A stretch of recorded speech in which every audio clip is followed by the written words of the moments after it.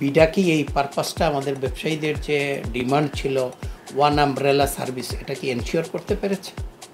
পারেনি। মানে বড় চ্যালেঞ্জের সমস্যা তো হয়েছে বা এই মানে আইন শৃঙ্খলা পরিস্থিতি। আমরা তো এখনও সেফ মনে করি না, কারণ আমাদের এখানে আমরা জায়গা কিনি, জায়গা ডেভেলপ করি, গ্যাস লাইন আমরা নেই, কারেন্ট লাইন আমরা নেই, পানির লাইন আমরা নেই, নিয়ে আমরা কাঁচামাল কিনি, মাল বানাই, এক্সপোর্ট করি।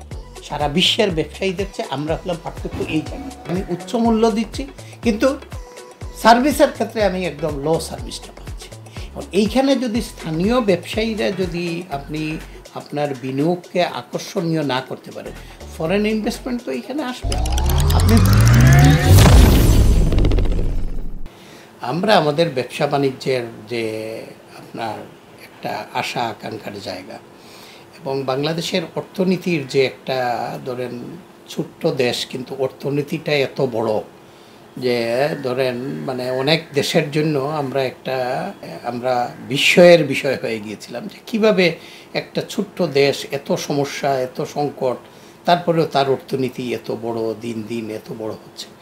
এবং আপনারা জেনে থাকবেন যে এই অর্থনীতির এই যে বিশাল আকার, এই আকারটা হয়েছে বেসরকারি খাতের হাত ধরেই। সরকারের এখানে কন্ট্রিবিউশন খুব বেশি নাই বেসরকারি।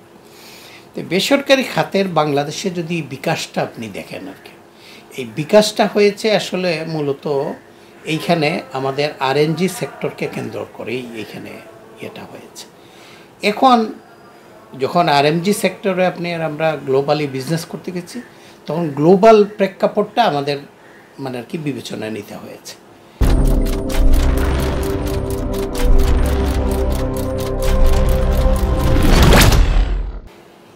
সাম্প্রতিক সময়ে আপনি যেটা বলেছেন যে আমাদের এইখানে সরকারের পতন হয়েছে, নতুন আরেকটি ইন্টিরিম গভর্নমেন্ট এসেছে। স্বভাবতই আমরা ব্যবসায়ীরা আমরা মনে করেছিলাম যে ধরেন আমরা দীর্ঘদিন ধরে বলে আসছিলাম যে গত সরকারের আমল থেকেই যে আমাদের ব্যবসা ক্ষেত্রে নানান সমস্যা সংকটগুলো সরকার ঠিক ওইভাবে অ্যাড্রেস করতে পেরেছে এমনটা আমরা মনে করি না, কখনোই হয় না। কারণ সরকার তার মতো করে একটা পলিসি নিয়ে আগায়। আমরা মনে করি এইখানে আমাদের ব্যবসা বাণিজ্যকে, আমাদের বিনিয়োগকে, এইখানে আমাদের কর্মসংস্থানকে আপনি যদি এইখানে আকর্ষণীয় করতে হয়, তাহলে আপনার এইখানে একটা মানে কি একটা রোড ম্যাপ থাকতে হয়। কিন্তু আমরা সরকারের সাথে দীর্ঘদিন ধরে এই অ্যাডভোকেসিটাই করি যে এই রোড ম্যাপটা যেন ব্যবসা বান্ধব একটা রোড ম্যাপ হয় ব্যবসায়ীরা।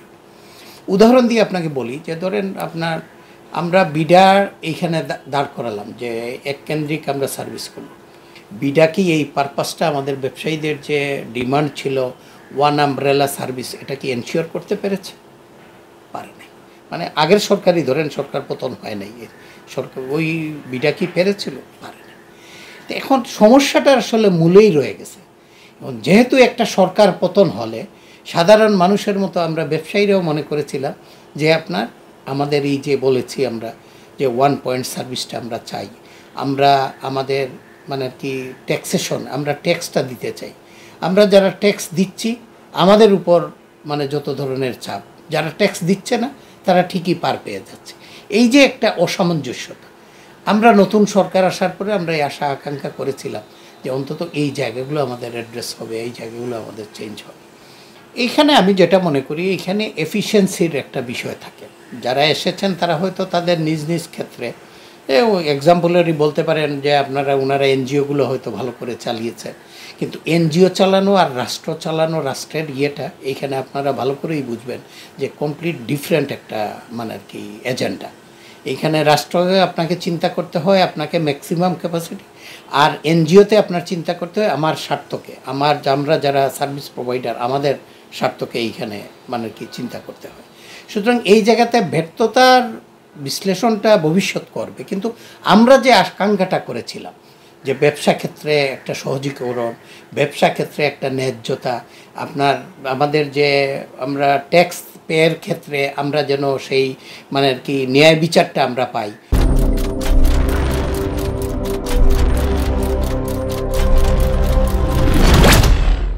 আমার ব্যবসা বাড়লে অবশ্যই আমি ট্যাক্স বেশি দেব, কিন্তু এখন গড়পড়তা বলা হচ্ছে যে ব্যবসা বাড়ুক না বাড়ুক গত বছর যেটা দিয়েছেন এটা 10% প্লাস করতে হবে। এগুলো তো আসলে আমাদের উপর অত্যাচার। এই জিনিসগুলোর পরিবর্তনগুলো হওয়া দরকার। আপনি বিশ্বের অর্থনীতির বড় যেগুলো হয়েছে, এই দেশগুলোর দেখবেন আপনি যে তাদের ট্যাক্সেশনটা তারা সবার আগে ফ্রেন্ডলি করেছে। আমাদের এখানে ট্যাক্সেশনটা ফ্রেন্ডলি না, কারণ আমরা যারা ট্যাক্স দাতা, আমাদের যে ত্রুটি নাই এমনটা না, আমাদেরও কিছু ত্রুটি আছে, যে আমরা চেষ্টা করি যে ট্যাক্সটা না দেওয়ার জন্য, আর ওদের হলো যে কোনোভাবেই হোক ট্যাক্সটা বের করার জন্য। তারপরে বৈধ অবৈধ নানান ক্ষেত্রেই মানে আর কি ভূমিকাটা রয়েছে। তো এই জায়গাগুলোকে যদি বন্ধ করা যেত, তাহলে একদিকে যেমন রাজস্বটা বাড়তো, ঠিক তেমনি রাজস্বের আকারও বাড়তো, রাজস্ব দাতার সংখ্যাও এইখানে বাড়তো।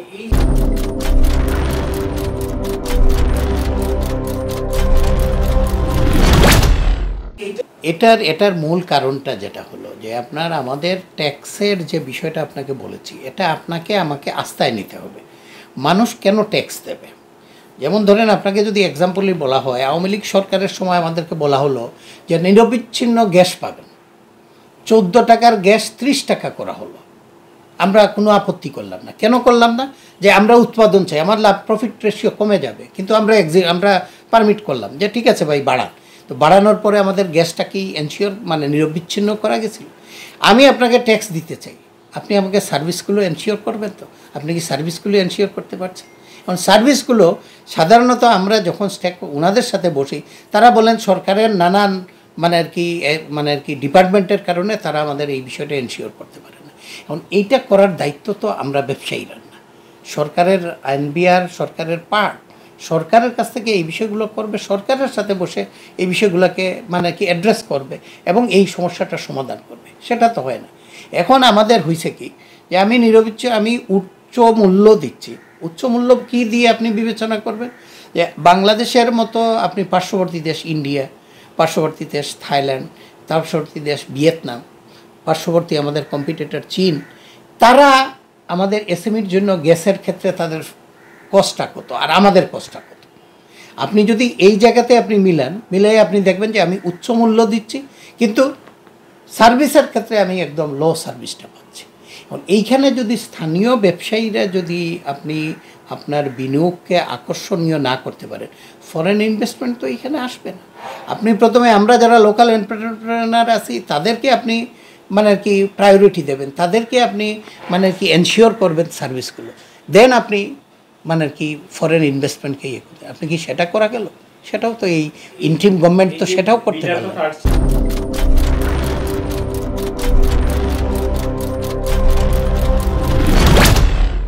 ব্যর্থতাই তো আমি তো বললাম যে আপনি এইখানে আপনি জেলা চালাবেন, একটা ডিস্ট্রিক্ট চালাবেন, প্রথমে তো আপনার ঘর চালাতে হবে নাকি? ঘর চালাতেই আপনি পারেন না, আপনি বলেন আপনি ডিস্ট্রিক্ট চালাবেন, কেমনে চালাবেন? পরে তো দেশ তো পরের বিষয়।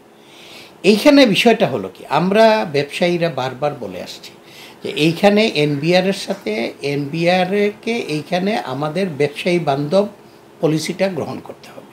যে আপনি যখন টার্নওভার, আমার যখন ব্যবসা বাড়বে, আমি তো আগে একটা সময় ছিল ব্যাংকিং চ্যানেল ছাড়া, নানান চ্যানেল ছাড়া, এখন আপনি ইচ্ছা করলে কিন্তু অন্য চ্যানেলে কিছু করতে পারবেন, আপনি ব্যাংকিং চ্যানেলে করতে হবে। এখন আমার ব্যবসা বাড়লে আপনি এই তথ্যটা নেওয়া আপনার জন্য কিন্তু কঠিন কিছু না। তো আপনি ওই আগের আমলের মতো বলতেছেন না বাড়ুক আপনি 10% প্লাস করে ইয়েটা করেন। এই যে শুধুমাত্র এটা আমরা সিম্বলিক বলছি, শুধু যে এটাই কেন্দ্রিক সমস্যা এটাই না। আপনি আমাদের ভ্যাটের ক্ষেত্রে, আমাদের মানে আর কি কাস্টমসের ইয়ের ক্ষেত্রে, ধরেন আমি এই পেনটা আমি বাইরে থেকে ইম্পোর্ট করে আনবো, মানে সমস্যাগুলো কোথায় আপনার? এখন পেনটার আমি ধরলাম আপনার এইচএস কোডটা হলো 05।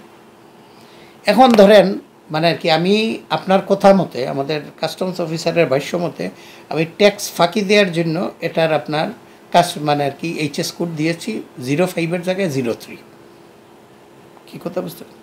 সারা পৃথিবীতে আপনার এটা হলো এই ট্রেন্ডটা, আর শুধু যে আমরা বাংলাদেশি ব্যবসায়ীরা করি এমনটা কিন্তু না।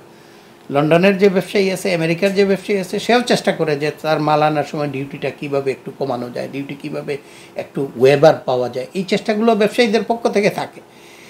সাধারণত ওই দেশগুলোতে প্র্যাকটিস হয়। আপনাকে জিজ্ঞেস করবে যে are you sure your HS code is 05? এইখানে এটাকে একটা হিউম্যান এরর, যে না ঠিক আছে এটা ভুল হয়েছে, এটা হিউম্যান এরর।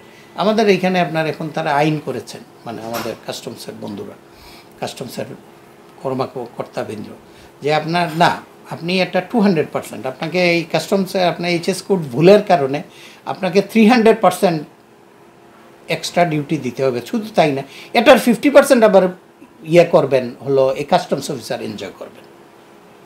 এখন আমাদের কাস্টমস অফিসাররা আমাদের কাছে ঘুষ চায় না তো, কাস্টমস অফিসার, কারণ ওই 50% তো তার জন্য এনাফ। এখন সে, আমি কোনো ডকুমেন্ট তার কাছে সাবমিট করলেই সে ওই এইচএস কোডের ভুল খোঁজায়, কারণ এইচএস কোডের ভুল করলেই সে 15% পাচ্ছে, আর আমি 300% দিচ্ছি। কারণ আমি এই কলমটা এনে 300%কে আমি এইখানে প্রফিট করতে পারছি। তো আমি যদি প্রফিট না করি, আমি কি দিন শেষে আমি যে আমাকে বলছেন ট্যাক্সেশনে আমাকে দিতে পারে, আমি কি দিতে পারছি? এই জায়গায় এর মধ্যে আমাদের উপর আপনার মানে মরার উপর খাড়ার গা হলো যে আমরা এলডিসি গ্র্যাজুয়েশনের দিকে আগাচ্ছি। এখন এলডিসি গ্র্যাজুয়েশনটা এটা আমরা বুঝে হোক না বুঝে হোক আমরা তো আগিয়েছি, আমরা মার্চ করেছি ওই পথে। তো এখন কি বাস্তবতাটা ওই এলডিসি গ্র্যাজুয়েশনে আমরা আছি? এখন যদি না হয় তাইলে এইখানে আমরা যারা ধরেন স্থানীয় উদ্যোক্তা আছি, আমাদের সুরক্ষাটা কি এখন হবে এই এলডিসি গ্র্যাজুয়েশনটা হয়ে গেল? এর জন্য আমরা বলছি যে সরকার, আমরা তাড়াতাড়ি, আমরা আমাদের দিক থেকেও আমরা মনে করি যে একটা পলিটিক্যাল গভর্নমেন্ট যেটাই হোক, রাজনৈতিক একটা গভর্নমেন্ট হলে তখন আপনার এই যে একটা প্ল্যান নিয়ে, এবং একটা শর্ট প্ল্যান, একটা মিড প্ল্যান, একটা লং টার্ম প্ল্যান নিয়ে আমরা আগাতে পারলাম। আমাদের এই জায়গায় আমরা যারা শিল্প কলকারখানা করেছি, আমরা এটাকে একটা মানে শ্রমিক বান্ধব, এবং এইখানে আমরা তো এমপ্লয়মেন্টটা করেছি, আর অর্থনীতি তো এত বড় হওয়ার কথা না, আমরা করেছি দেখেই এখানে এমপ্লয়মেন্টটা হয়েছে। আগে বাংলাদেশের বা বিটিভি একটা টিভি ছিল, এখন অনেকগুলো চ্যানেল হয়েছে, এখানে এমপ্লয়মেন্ট হয়েছে, এটা তো স্বীকার করার তো কোনো ইয়ে নেই। তো এই জায়গাতে আমি মনে করি আমাদের মানে সরকারের মানে কি ভূমিকাটা এবং সরকারের জবাবদিহিতাটা এই জায়গাতে যদি আমরা না করতে পারি, এবং সরকার যদি এই জায়গাগুলোকে অ্যাড্রেস করতে না পারে, তাহলে বিনিয়োগ এবং স্থানীয় ব্যবসা বাণিজ্য এই জিনিসগুলো কখনোই মানে কি এখানে ইয়েটা হবে না।